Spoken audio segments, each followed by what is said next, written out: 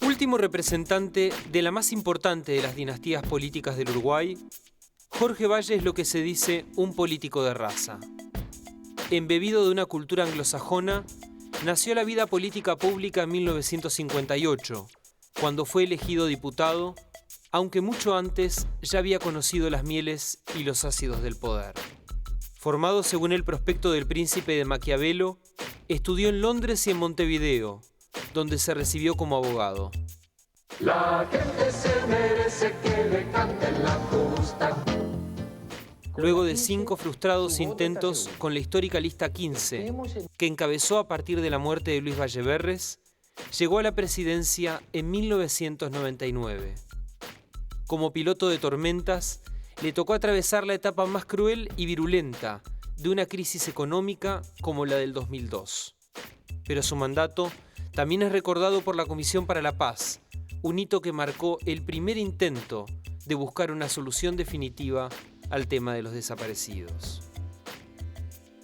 Liberal de pura cepa, Valle no solo se dedicó a la política. Como periodista, escribió en el diario El Día, fundado por su tío abuelo, José Valle y Ordóñez, en 1886. Fue redactor, secretario de redacción y director del periódico Acción, fundado por su padre en 1948. También se desempeñó como director de Radio Ariel, donde inicialmente condujo un programa de jazz.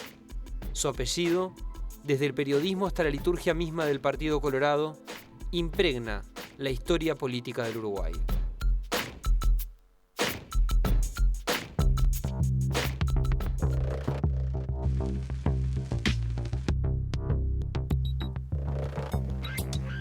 Expresidente de la República, Jorge Valle, bienvenido a Primera Vuelta. Tenía bastante pelo, ¿vio? Un poco más que los de ahora. Sí, bastante más. Bueno, cada uno se pela por donde labura. ¿Cuál es el principal reto que tiene el país? ¿Cuál es el principal reto que tiene el país por estos tiempos? No se lo pregunto desde el punto de vista político, sino societal. Mire, yo no sé, primero si esa palabra existe, societal, ¿no? Pero dado que usted la dice, ha de existir. Pero la impresión que tengo que el primer reto que tiene la sociedad uruguaya es la absoluta falta de conocimiento. ¿Y por dónde se lo encausa? Por la escuela. O sea, yo fui a la escuela pública. Mis hermanos y yo fuimos a la escuela pública. Yo tuve que hacer sexto de escuela en Montevideo, en la escuela Venezuela. Porque en la época en que estábamos viviendo en el kilómetro 15, mis hermanos iban a la escuela rural y en la escuela rural se llegaba, en aquella escuela rural, por lo menos al 5º año. Así que yo tuve que venir a vivir a Montevideo, viví en la casa de mi tío Marcos Valle, en Colonia, entre Vázquez y Tacuarembó, y fui a la escuela Venezuela en la calle Médanos, que hoy se llama Barrio Zamorín. Médanos entre 18 de julio y Colonia. Y después fui al Liceo Bauzá, igual que mis hermanos, y en el Liceo Bauzá aprendí francés y aprendí inglés. Nunca tuve ninguna otra enseñanza del francés ni del inglés que la que recibí en el Liceo Público del Estado, Agraciada y Tiburcio Gómez, Liceo Bauzá número 6, punto. O sea que tuvimos todos una enseñanza que nos formó y nos habilitó para vivir en el mundo en el cual nos tocó desarrollarnos y crecer. El tema de hoy es que hay digamos una situación muy grave para los chicos nuevos que hacen el curso en la Escuela Pública Nacional y que quedan afuera de la posibilidad de participar del mundo nuevo en el cual están viviendo. O sea, no tienen la enseñanza que ese mundo le reclama a las personas que van a trabajar. Por empezar, hoy en el mundo la robótica sustituye la fuerza del obrero. Se acabó el obrero que hacía fuerza con una bolsa. Aquello de la plusvalía ya no vale más. La plusvalía es una cosa completamente distinta. La plusvalía funciona si usted puede vender vasos. O sea, usted hace 1 millón de vasos. Con 1 millón de plusvalías, cada uno por cada vaso. No vende un solo vaso, se fundió. Y por tanto, la plusvalía supone que haya una industria que tenga una clientela fantástica, porque los que eran ricos tenían ya vasos. Capaz que eran vasos de porcelana, vasos de cerámica especial, vaya a saber qué clase de vasos fantásticos. Serían de Sèvres y otras porcelanas fantásticas. Pero la plusvalía supone que todo el mundo puede comprar vaso. Ese es el mal de la plusvalía, que solamente funciona cuando los obreros y los trabajadores pueden comprar el producto que producen. Ahora, volviendo a lo anterior, Divertido eso, ¿vio? Usted plantea la discusión principal en el terreno de los valores, entonces. La discusión principal no es en el terreno de los valores, porque me da la pauta, me parece a mí que los valores son aceptados por todo el mundo. Van cambiando con el tiempo también, ¿no? No creo, los valores básicos no. Bueno, pero por ejemplo tenemos el caso de las familias monoparentales. Bueno, no, pero eso, perdóneme, existió siempre. Siempre. Dígame una cosa, mi tío abuelo se casó, no, vivió en pareja. En aquella época vivir en pareja era como una tragedia familiar. Había una cantidad de gente que no te saludaba más, no te miraba más la cara, no te invitaba a tomar el té de las 5. Pero ya era una situación como la que hoy se registra y se reconoce. Bueno, eso va cambiando. También fue cambiando toda la legislación sobre la mujer. Ya empezó una legislación sobre la mujer en la época de Krause. O sea, las ideas sobre la mujer que recibió Valle Ordóñez a través de Arens vienen de Krause. Krause fue el que trabajó, como lo explicó Adela Reta en un escrito muy interesante que hizo sobre la condición de la mujer. O sea que eso va cambiando con el mundo, siempre fue cambiando a lo largo del tiempo. Si uno va para atrás y va a la civilización romana, los derechos de la mujer, Dios me libre, eran especialistas en veneno. Mataban a los maridos. Pero eran siempre un sector de la sociedad enormemente fuerte. Luego cambia, cuando viene la Edad Media, cambia. Eran otras formas, nunca dejaron de tener derechos las mujeres. La sociedad la armaron las mujeres. La mujer que estaba en la gruta con el fuego, esa fue la que hizo la sociedad, porque la paternidad era un hecho, la paternidad era una opinión. El hombre entraba en grutas diferentes y era un generalista, andaba por el mundo cazando, ocupando territorio. La mujer hizo todo, la mujer ayudó a nacer, ayudó a morir, la mujer ayudó a comer, ayudó a utilizar cosas de la comida que podían ser de sentido medicinal. Fue la mujer la que era estable, la que no era nómade.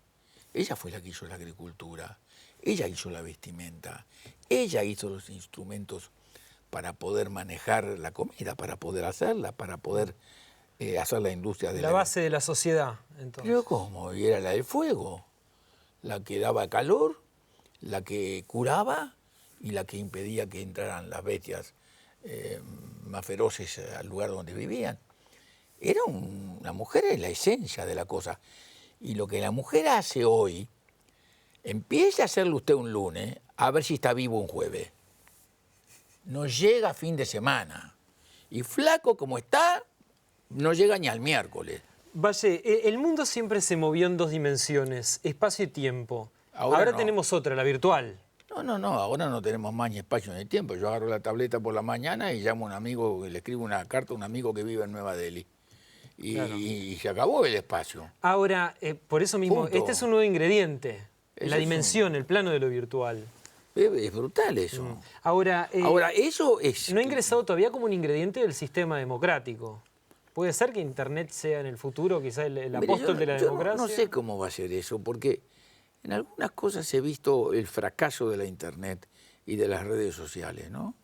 Por ejemplo, las redes sociales hicieron un esfuerzo enorme para poder ayudar al cambio en algunas sociedades que parecía que necesitaban un cambio. Pensemos en el Egipto.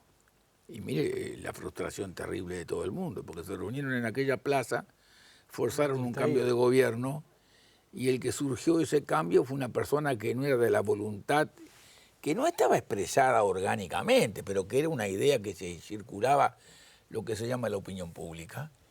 Y entonces eso se fue instalando en el gobierno, luego vinieron los militares para sacarlo del gobierno, y hoy estamos en una situación que en cualquier momento se juntan de nuevo en una plaza. O sea, el tema de las redes sociales es un instrumento muy moderno, muy nuevo. Pero usted es un poco escéptico. No soy muy escéptico. Pienso que no empieza y termina con la red social. La red social necesita una estructura para continuar actuando en procura de los objetivos que determinaron la posibilidad de reunir la gente.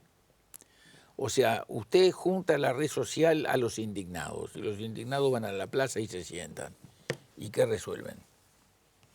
O sea, luego hay que resolver, porque si no, ¿para qué nos juntamos? Para tomar mate no sirve. Es un motivo de reunión, de encuentro, de No conversación. hay liderazgo ahí, no hay conducción. Y hay que armar una cosa. Y eso siempre es muy difícil, pero ha sido así en todos los tiempos, ¿no? Lo que sucede es que ahora con la red social usted tiene un instrumento que antes no tenía para comunicarse con todo el mundo. O sea, por ejemplo, yo escribo en el coso, es en el web, ¿cómo se llama? El Facebook. Facebook. Bueno, ayer escribí y aparecieron, no sé, 14, 15.000 llamadas. Eso no lo podía hacer de ninguna manera, aunque trabajara como un enano. Es imposible. O sea, es una forma de comunicación muy fantástica, pero hay una consecuencia, me parece, más grave o más buena o más generalizada. Es que el mundo es global. Se acabaron las fronteras. Se acabó aquello de los estados nacionales. Claro, o están en una situación distinta, es un cambio. No van a desaparecer porque se precisa. Pero el mundo se mueve por regiones. Y sobre todo se mueve hoy más que nunca por regiones. Hoy se mueve más que nunca por regiones y el que no está dispuesto a meterse en una región, marcha. Desaparece de la faz de la tierra. No hay nadie que se ocupe de él. Por más grande que sea el país, no hay nadie, absolutamente nadie. Y para un país como el Uruguay es mucho más serio el desafío. Valle, ¿alguna vez pensó en renunciar como presidente? Está loco. De presidente se sale de dos maneras. Eso nos lo decía nuestro padre siempre. A todos, no solamente a mí, a todos los que teníamos la misma edad. Se sale o caminando o con los pies para adelante. Punto. Está claro, ¿no? Ahora, ¿no es así como escribió el periodista Claudio Paulillo Con los días contados, donde sostiene que hubo un intento de golpe de Estado técnico contra usted? No sé por qué no leí el libro yo. Bueno, ahí Paulillo dice que hubo un intento de golpe de Estado técnico contra usted. ¿Qué es eso técnico? Los golpes de Estado son golpes de Estado, no son técnicos. Los intentos de golpe de Estado, de sustituir al presidente, sí. Y siempre hay alguno que tiene esa clase de locura. Siempre hay. ¿Hubo alguno? Así como no. Yo lo conocía bien, además, también. ¿Y quién era? No se lo voy a decir. Tiene reserva de fuente. No, usted es periodista. Investigue. Total, es joven, tiene tiempo. ¿Y de qué esfera? ¿De qué ámbito? Deme una pista. No, pista no hay de ninguno. Si le doy pista, le doy la solución. Entonces, trabaje usted de Sherlock Holmes. ¿Tan lineal es eso? Trabaje usted de Sherlock Holmes. ¿Para qué está? Hay quienes asocian a Sanguinetti con Tabaré Vázquez en cierta sensibilidad francesa, cierto estilo francés. ¿Usted también lo ve así? No. No se parecen en nada. No. El doctor Vázquez tiene una inclinación científica notoria. O usted con el doctor Vázquez se sienta y conversa de pesca y se pasa escuchándole la pesca como un hobby muy profundo para él, que le permite vivir y descansar y llevar adelante su pensamiento. La otra área es el área científica. Ahí empieza a conversar con él, pum, hace así, y queda como esos fores viejos, y sin parar. O sea, son las dos cosas en las cuales él está concentrado. Julio no está política, concentrado. No, de política no. No habla mucho de política Vázquez. ¿No le interesa? No es que no le interese, no, para nada, no puedo decir esa barbaridad. Pero no es su vida. Su métier. No es su vida.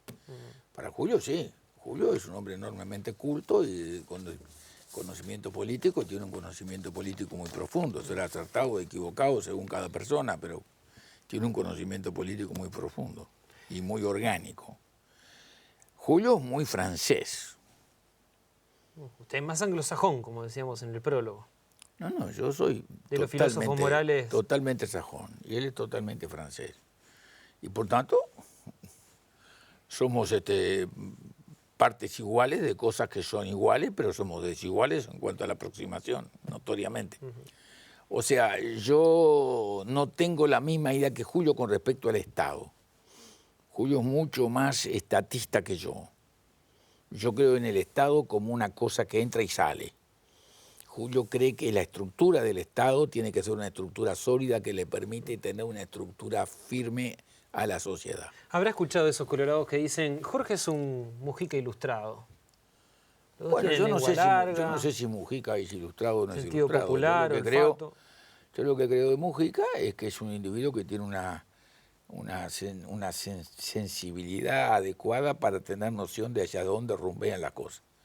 Creo que a veces se equivoca y se equivoca bastante en cuanto a las esencias, pero a los rumbos él más o menos está por ahí. Somos, me parece a mí, diferentes. ¿No se parecen en nada? No sé, eso sería alguien para juzgarlo de afuera. Yo creo que en cierta medida nos parecemos es que decimos lo que tenemos ganas de decir. Y a veces podemos cometer errores gravísimos con lo que le decimos, pero decimos lo que tenemos ganas de decir. Pero él, si yo tuviera que definir la Mujica, diría que es anarquista. No es marxista, es anarquista. ¿No es herrerista? ¿De los de Nardone? También estuvo por ahí, pero es básicamente anarquista. Es más anarquista que herrerista, siendo que su referencia más importante en su vida cuando fue electo esa noche le dijo a los que estaban en su chacra que había fundido que no había visto a la gente tan contenta, salvo cuando había fundido la moto trabajando para el doctor Luis Alberto Herrera en 1959. Y no hizo ninguna referencia a que el que tenía que estar sentado en ese lugar ese día era Sendik y no él. Pero aparte de ese hecho, me parece que su manera de ser más profunda y auténtica es que es anarquista. Él está en contra de lo que está acá y en contra de lo que está allá. Y por eso dice, como te digo una cosa, te digo la otra. O sea, no tiene un programa. Lo invito a hacer una primera pausa. Y bueno.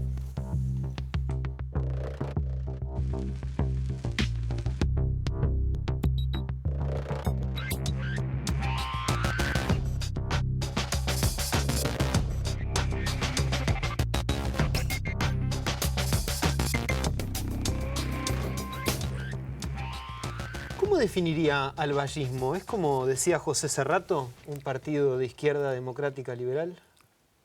Yo creo que sí, que Serrato tenía razón.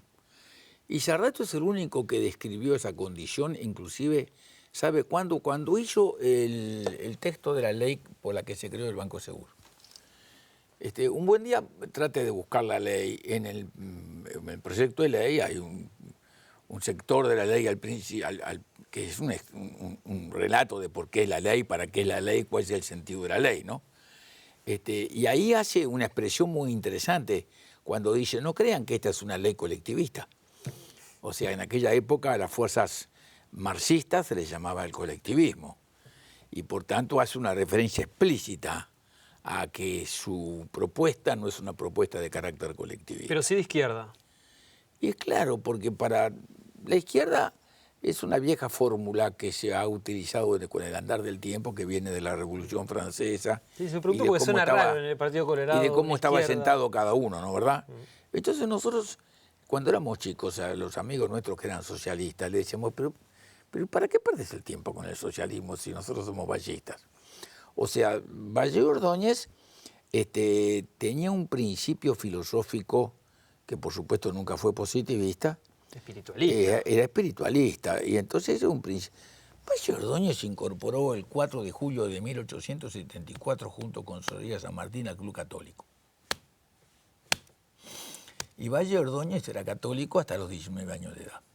Después se dividieron en dos, él siguió por el espiritualismo y otros eran... No, porque la discusión de aquel tiempo era con el poder emanado de Dios para el poder emanado del pueblo. Claro, pero había dos corrientes, espiritualistas y confesionales, ¿no? Bueno, sí, por supuesto, los confesionales estaban mucho más con la Iglesia católica, ¿no, verdad? Pero qué interesante es esa historia del Uruguay, ¿no? ¿Usted recuerda la instrucción número 3 de 1813? A ver si se acuerda. ¿Qué decía la instrucción número 3? ¿Se respetará toda forma de libertad civil y religiosa? Se promoverá. Se promoverá. Es distinto, ¿no? Es distinto. Se promoverá toda forma de libertad civil y religiosa. ¿Usted se cuenta haber escrito esa locura?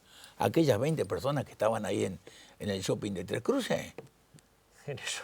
Hoy estaban en el shopping, sí, había un shopping más chico, pero había un shopping. De paja y Claro, y de barro. ¿no? Pero- Entonces, ¿qué quiero decirle?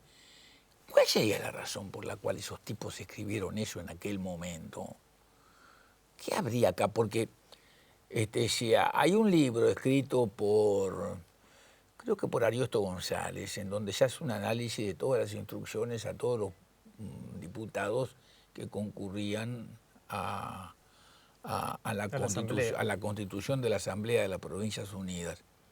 Y todos dicen que la religión oficial del Estado es la católica, apostólica y romana. Los únicos que dicen una cosa totalmente contraria son los de acá, mucho antes que el Diego Valle. ¿Y de dónde viene eso? Y no hay una explicación racional. Yo tengo una idea, total, es gratis acá, Adelante. el puerto. Si usted lee las cosas que escribían los encargados del Cabildo de Montevideo durante las invasiones inglesas, y usted lee las cosas que los tipos dicen de cómo ellos están aprendiendo de los ingleses esos y cómo lo van a utilizar para hacer la revolución después que los ingleses se vayan, usted dice, bueno, está clavado. Lo que están diciendo es una cosa contraria a la fuerza, en cierta medida, opresiva que venía del rey, desde Dios a la iglesia, de la iglesia al rey y del rey a nosotros. Entonces estaba en contra de esa estructura, Por eso estaba en contra de esa estructura en todo sentido. Pero los valores son los mismos valores cristianos. Suyos, míos, de todos. Son los mismos, son esos los valores.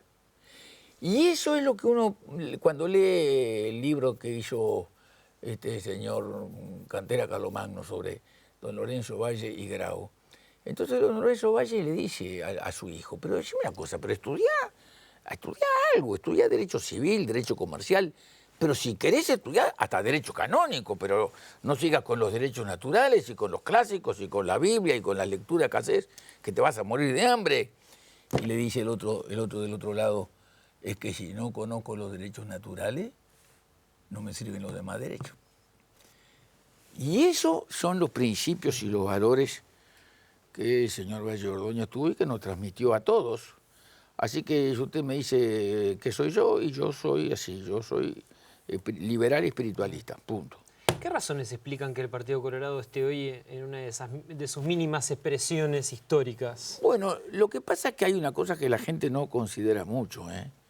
La mínima expresión histórica la tuvo el Partido Colorado en 1900, en el 2005. En el 2005. Porque Eso decía en una de sus mínimas expresiones. pero por otra razón completamente distinta. Adelante. Porque cuando usted tiene una polarización muy grande, como ha habido hasta ahora, una polarización fuerte entre el Frente Amplio y este núcleo. Cruzan la frontera seca. Claro, absolutamente claro. Recuerdo perfectamente. Ahora, entonces el día el candidato que Pedro, tampoco era muy atractivo. que Atraía Pedro- más el otro. No, le voy a dar una explicación mucho más clara, y como se la voy a dar yo, me parece que es más clara para usted y para todos los demás. Yo tuve una disputa electoral con un hombre fantástico y un gran integrante del Partido Colorado Ballista, Luis Echeverro López.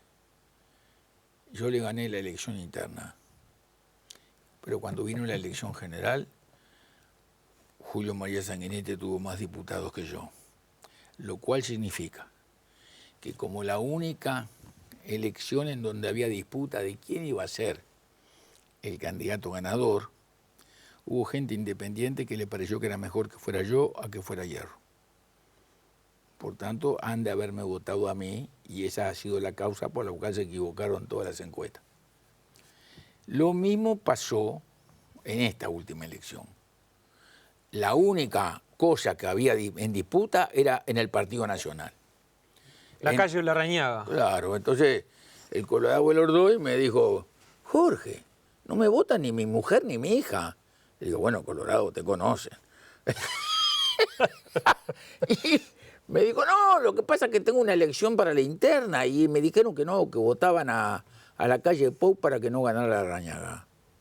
Y otra, una amiga de toda la vida, la gorda, me encuentra en el shopping y me dijo, la primera vez que no voto contigo, me dijo. ¿No carga con un prejuicio Bordaberry, como dijo Sanguinetti hace un tiempo? No, ¿sabe por qué no? Porque le fue mucho mejor que a todos los demás en la Intendencia de Montevideo.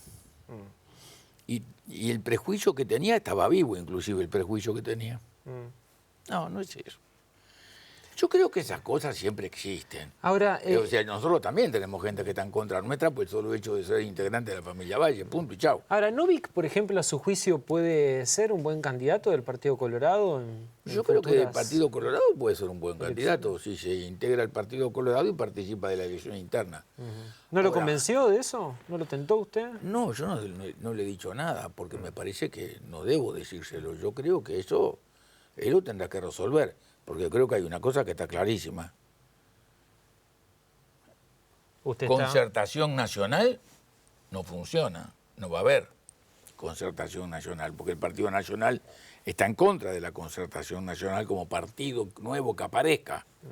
Y que el señor Larrañaga, sea candidato de la concertación y no del Partido Nacional.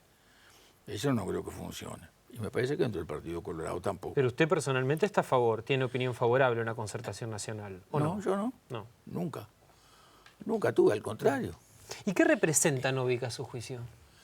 Bueno, Novik representa una cosa distinta a lo que está. Una cosa distinta a lo que está. Él lo que hace como propaganda central de su vida política es que él es una persona que sabe administrar. Y que los demás no saben administrar. O sea, no sé si administrará hacia un lado o hacia el otro, o hacia el centro, o hacia arriba, o hacia abajo. Pero él dice que sabe administrar y lo demuestra con que él administró bien su vida y sus actividades comerciales, en donde notoriamente él dice que son muy exitosas. ¿Y la ideología dónde está ahí? ¿Ya no camina más eso? Bueno, para mí sin ideología no se funciona. Entonces, Bueno, yo creo que debe tener ideología. Yo no he hablado nunca con ellos, de él con ellos, pero me parece que debe tener ideología. no la conoce, la ideología. No hemos hablado de eso nunca. Yo trabajé mucho con él en el aspecto publicitario de la campaña electoral. Nos divertíamos mucho haciendo los avisos entre los dos. Dicen que fue el cerebro de aquel aviso sobre el impuesto a la renta en el año 99. La decisión de hacer un aviso sobre el impuesto a la renta sí exactamente fue de él. Tenía buen olfato, ¿eh? Bueno, yo creo que tiene buen olfato, por eso es un exitoso comerciante. Tiene un buen olfato, y tiene olfato político, tiene olfato para todas las cosas. Lo que creo que el proyecto ese de que todos los partidos se junten en el país para hacer una cosa nueva llamada concertación, no lo veo viable. Además, sería enormemente destructivo de los partidos. Y cuando los partidos se comienzan a destruir, la democracia empieza a tener Ahora, falencias y sería un buen dificultades. candidato Colorado Novik entonces para 2019. Bueno, yo creo que tiene todas las chances, pero puede haber otro también, ¿eh? Y es un buen dirigente porque vio que se le escaparon 2 ediles ahora por la votación del Fondo Capital. 12 ediles no, mucho más. ¿Y qué pasa ahí? No sé, yo no tengo nada que ver con el poder Tiene concreto. poca capacidad de imantación. No sé, yo no tengo nada que ver con el poder concreto. Yo circulo por afuera del poder concreto. ¿Y usted que ahora está en... Eso me da libertad, ¿vio? Está como en posición de comentarista, por decirlo así. Bueno, hago alguna maldad. ¿Cómo cuáles? A ver. Y no, yo trabajo, ¿vio? Yo trabajo todas las noches, estimado amigo. ¿Todos los domingos? No. Lunes, martes, miércoles, jueves, viernes y sábado. Los domingos descanso y voy a Maroña. Está bien. ¿Por qué le cuesta tanto a la oposición marcar agenda? Porque da la impresión que salvo en algún caso concreto, No, yo lo que creo... no capitaliza los errores Yo del lo que gobierno. creo que hay una cosa muy clara, ¿no? Pedro ha tenido un bajón anímico y está recomponiéndose. Del otro lado, creo que la cosa es enormemente débil. O sea que Pedro tiene un bajón anímico, se está recomponiendo, yo lo veo haciendo cosas mejor hechas como senador.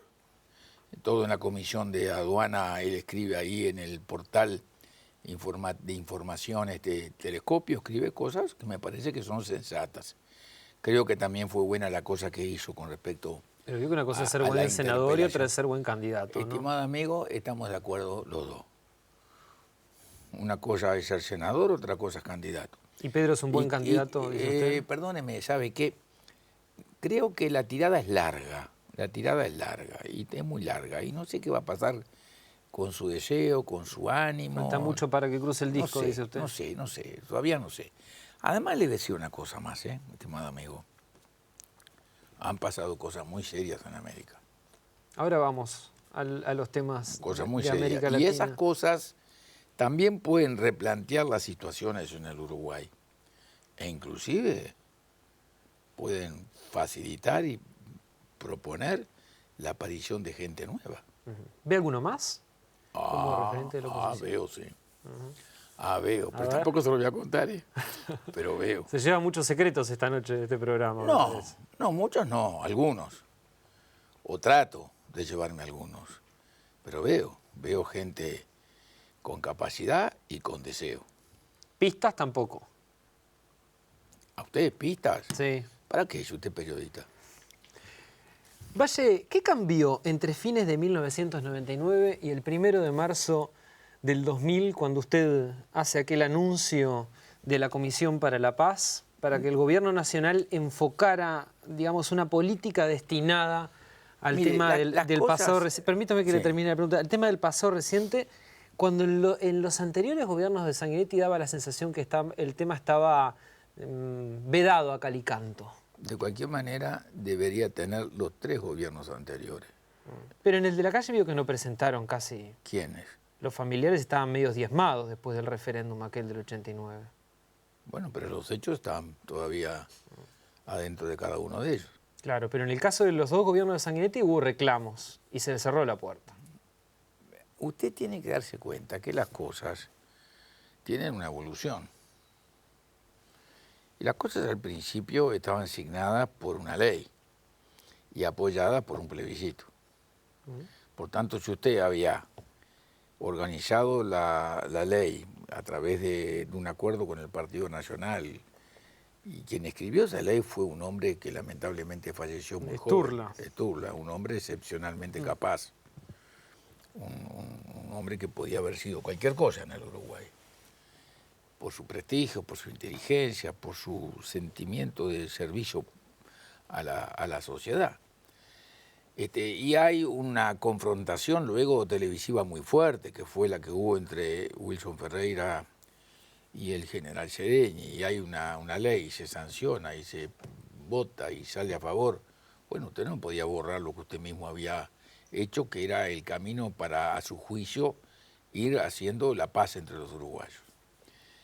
Y esa solución que se trataba de imponer desde afuera generaba una cosa de conflicto, y cuando Sanguinetti se va y llega a la calle y los más interesados de todos arreglan inclusive algunas cuestiones como compensaciones financieras, Económicas. la verdad, económicas, reciben dinero y nadie recibe una protesta y nadie pide nada, y parecería que durante esos 5 años se olvidaron de todo lo que había pasado. Cuando viene Julio, retoma la postura que tenía anteriormente. Y cuando llego yo creo que es otro el camino que hay que seguir por una razón bastante elemental.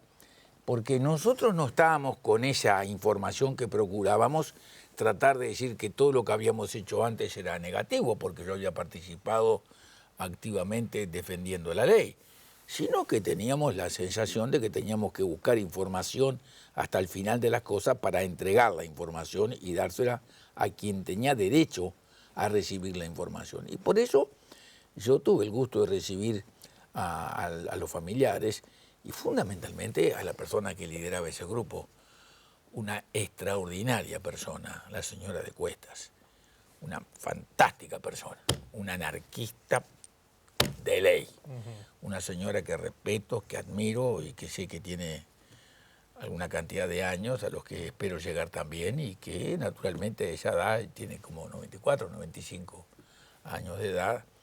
Tenemos algunas deficiencias físicas y las tendré yo también, quizá más rápido. Ahora, ¿esa decisión de la Comisión para la Paz no implicaba en algún punto reconocer que la transición había dejado algunos temas pendientes? ¿Así usted cree que iba a ser perfecta la transición? No, yo no dije eso. No, le digo no, me lo pregunta y más o menos se lo estoy contestando. Nunca es perfecta nada, nunca es nada perfecto. Las cosas perfectas no sé si ni siquiera si los dioses las hacen. O sea, perfecto no se salió. Imagínese el enojo que tuvo Wilson Ferreira con Sereñi por haberse sentado en el Club Naval. Y si Sereñi no se sentaba en el Club Naval, ¿hubiera habido transición pacífica? No, imposible. O sea, sentado en el Club Naval, Sereñi, hubo transición. Lo invito a hacer una nueva pausa.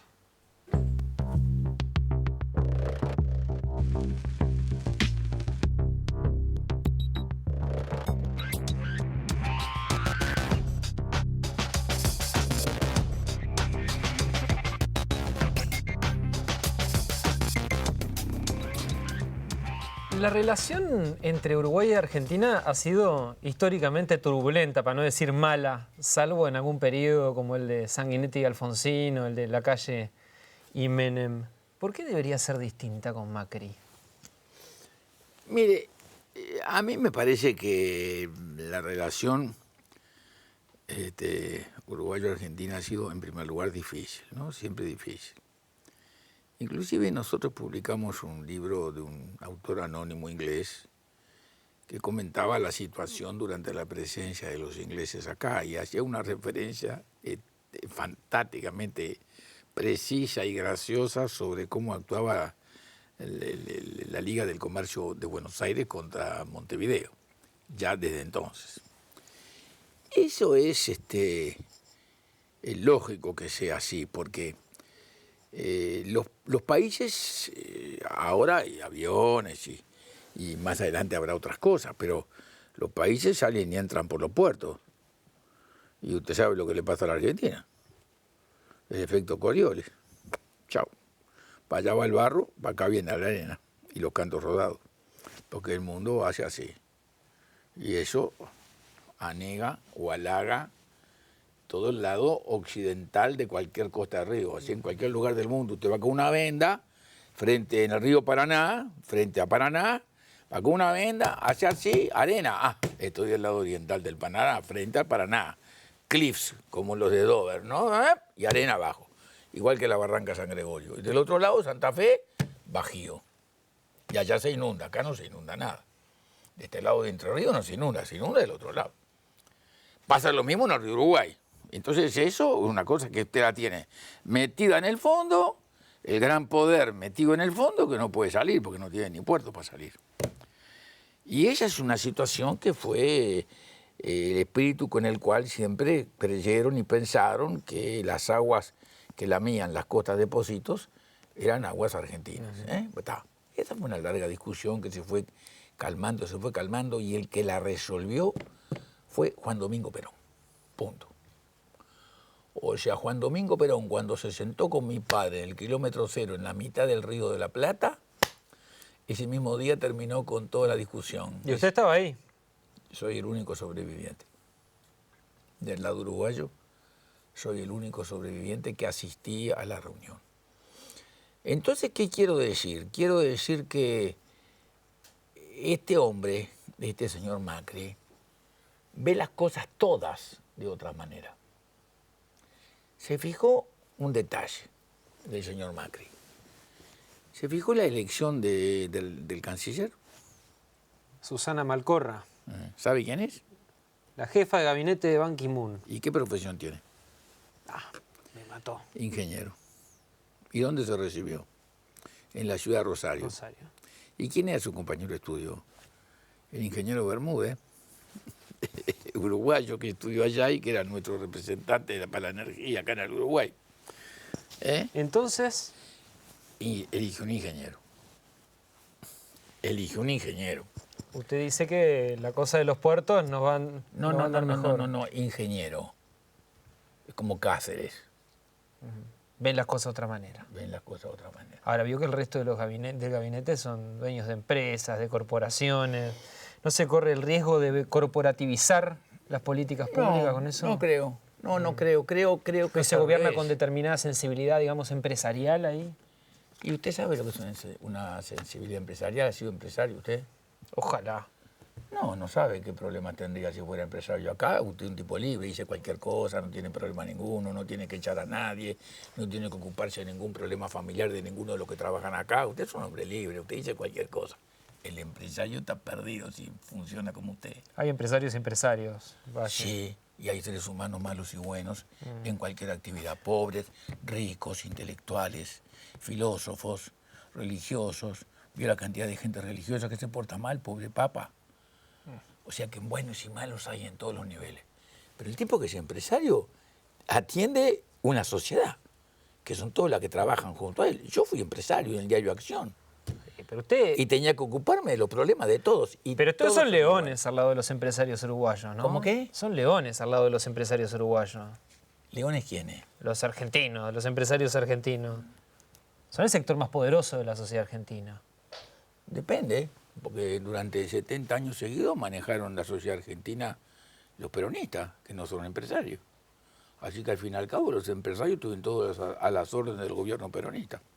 El que manejó la Argentina no fueron los empresarios nunca, fueron los peronistas. Pero vio que gobernar y tener el poder son dos cosas distintas. ¿Cómo gobernar y tener el poder son dos cosas distintas?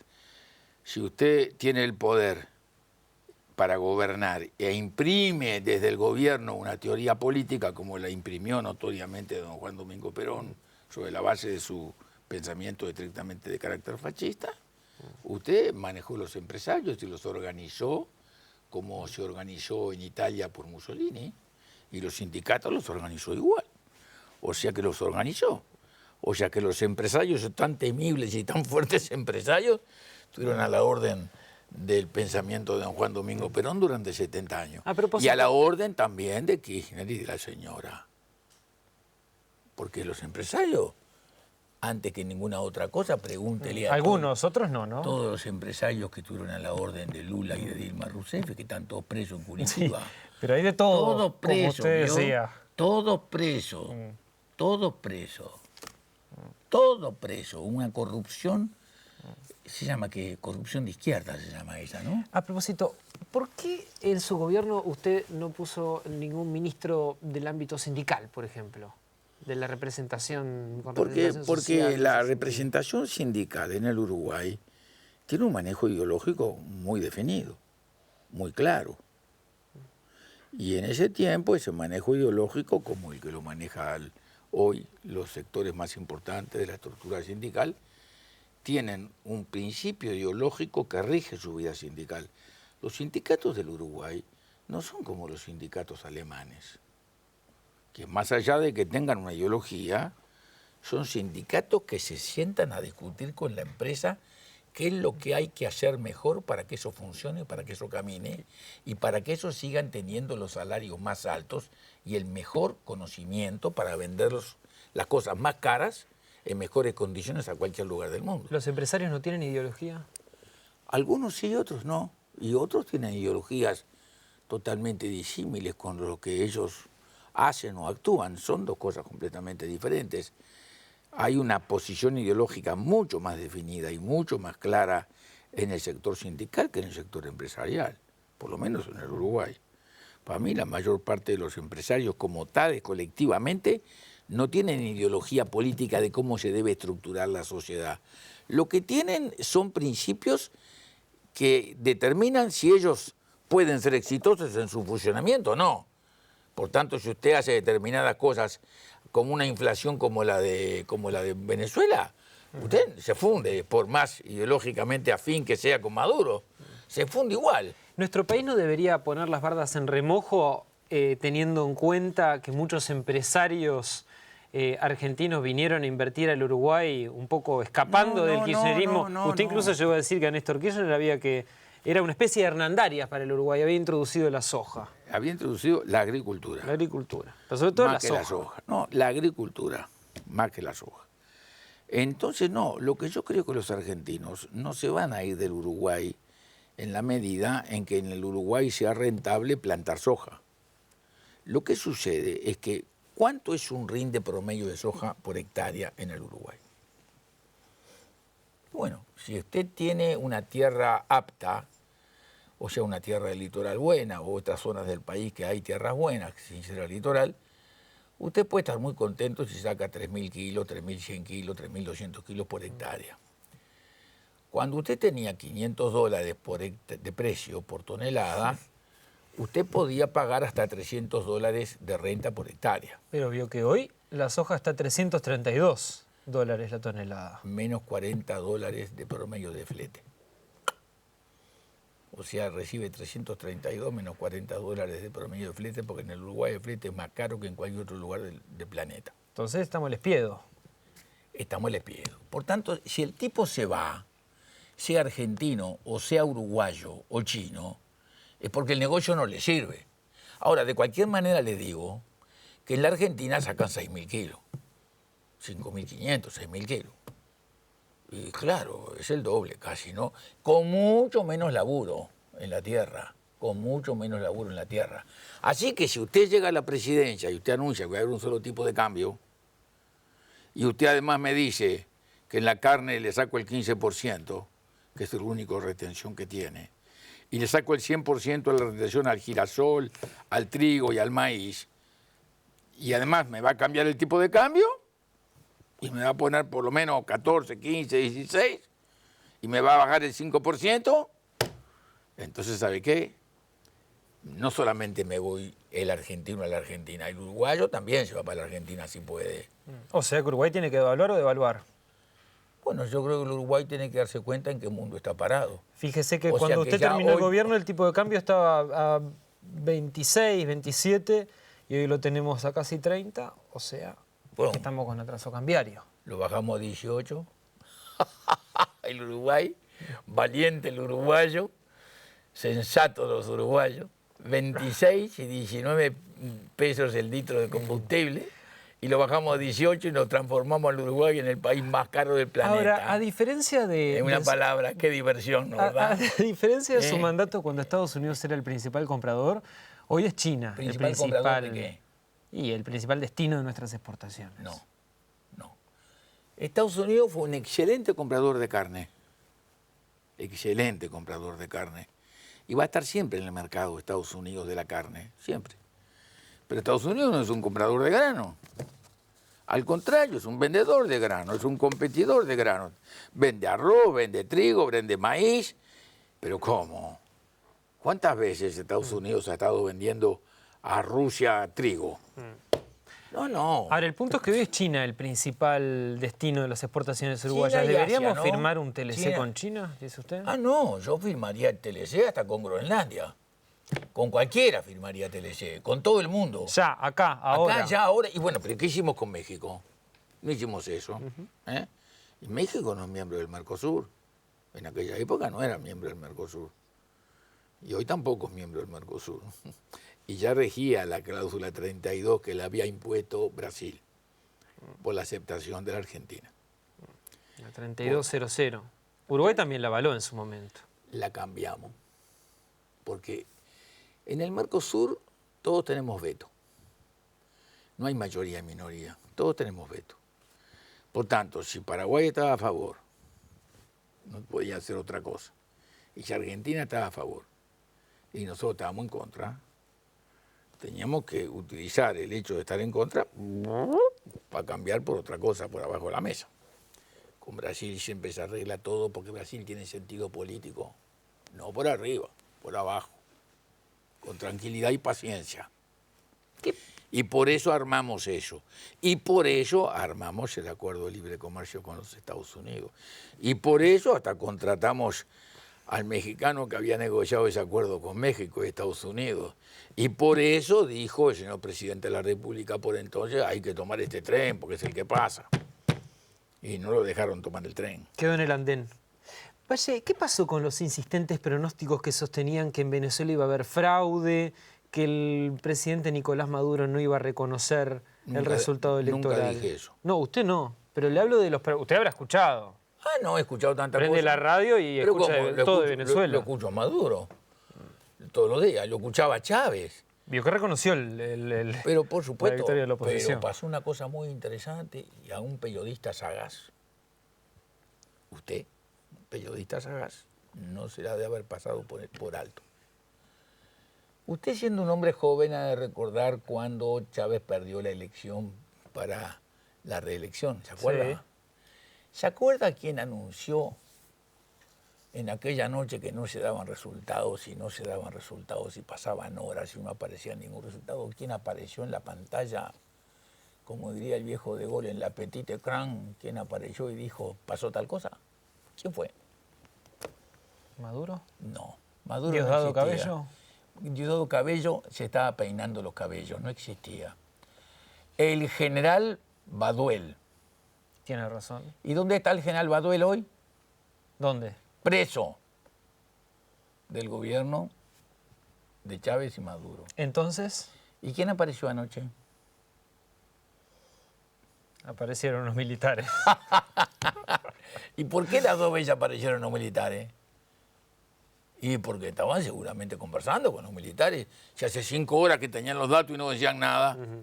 Ahora, usted escribió hoy en su Facebook que Argentina, Brasil, Todos Venezuela han nosotros. recuperado su libertad, que Ecuador y Bolivia se Iba. acercan a la misma situación Y que en nosotros- ese grupo solo falta Uruguay. Exacto. ¿Cuáles son los problemas con las libertades civiles y políticas que usted detecta en el Uruguay ¿Qué le- actual al qué punto le- de comparar qué le- esta situación qué con le la de parece, Venezuela?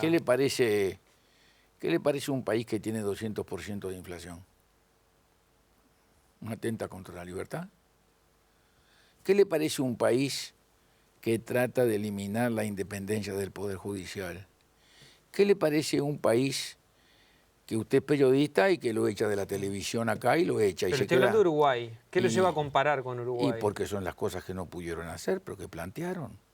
¿O acaso la señora senadora Topolanqui no planteó la reforma de cómo se debe manejar la cuestión de inconstitucionalidad de la ley y de constituir un cuerpo distinto haciendo una reforma de la Constitución y sacarle esa potestad a la Suprema Corte de Justicia y dársela a quién? Ah, pero no se la llevaron a su prima esa, ¿eh? No se la, Es ¿a prima quién? suya, Topolaski. No, prima no es. Prima familiar, ¿o no? Somos del mismo apellido, Bueno. Saavedra. Está. Pero no se la llevaron en el Frente Amplio, Topolaski. No sé si se la llevaron. Lo que sucede es que sí sé que hoy en el Frente Amplio, el que maneja mayoría del Frente Amplio es el sector que preside el señor Mujica, que es el esposo de la señora Topolanqui. Pero además de eso, no era el mismo sistema que proponía la señora de Kirchner. Ahora, pero en Y todos además los de índices eso, democráticos, y además siempre de salta eso- Uruguay con Costa Rica a la cabeza, la Konrad sí, sí, sí, Adenauer, pero la pero BBC. hace muchos años de eso. ¿eh? No, pero lo hablo del año pasado. Ahora, bueno, ellos están un poco atrasados en las modas, en los figurines. Dicen cada macana, dicen, ¿no? Pero si uno recorre el continente se da cuenta que Uruguay y Costa Rica tienen los índices de democracia tan despegados del resto de la región. Una cosa es la democracia y otra cosa es la libertad de las personas de acuerdo a cómo funciona su gobierno. O sea, acá se Usted intenta... dice que en Uruguay estamos con la libertad comprometida. Exactamente. Pregúntele a los funcionarios públicos a ver si tienen temor a hablar de política en las oficinas como se hablaba antes con total libertad. Pregúntele a la gente si tiene temor. Pregúntele si estas ideas del frente, que son las mismas de Cristina y las mismas de todos, se hubieran podido llevar adelante. Vaya y yo vivimos en países Pregúntele- diferentes, dijo Amado. Pregúntele, El diputado Fernando Amado, desde sus propias tiendas. eso será, no sé de qué tienda beduina existe, pero no tengo, por suerte, ninguna cosa que nos parezca. Pregúntele a su correligionario o amigo suyo y mío, Mujica, ¿por qué llegó Pessoa? Correligionario mío no es. ¿Por qué llegó Pessoa? ¿Quién lo trajo a Pessoa? Que está en Curitiba preso, a hacer las obras del ANCAP.